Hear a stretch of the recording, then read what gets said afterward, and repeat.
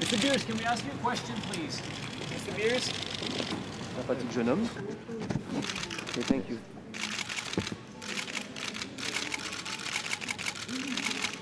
Thank you.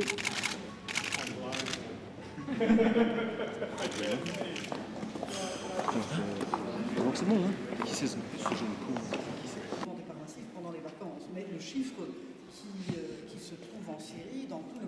Au départ, vous aviez en Syrie peu de groupes radicaux, et puis vous avez une descente d'Al-Qaïda à Irak, et maintenant des vrais territoires qui sont dominés et contrôlés par Al-Qaïda, qui dès lors a un territoire, quand même au port de la Turquie, et donc pas très loin de l'Europe, et qui évidemment ont des combattants qui viennent et du Maghreb et de l'Union européenne. Et évidemment, ça pose un problème de sécurité relativement majeur, puisqu'il faut anticiper les retours, la manière avec laquelle nous gérons ça, les mesures préventives et surtout les échanges d'informations sur les voyages, etc.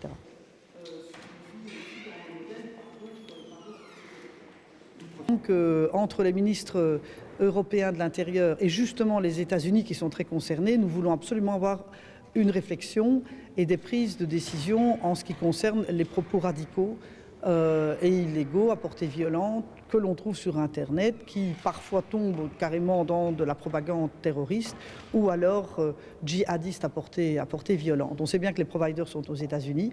On sait bien que la législation américaine sur le premier amendement est relativement stricte. Elle donne une telle place, beaucoup plus qu'en Europe, à la liberté d'expression qu'il y a peu de capacité sur base de la loi américaine pour fermer des sites. Difficilement en Syrie le fermer faire avec une présence d'Al-Qaïda et de... Goedenavond, meneer Opstelten.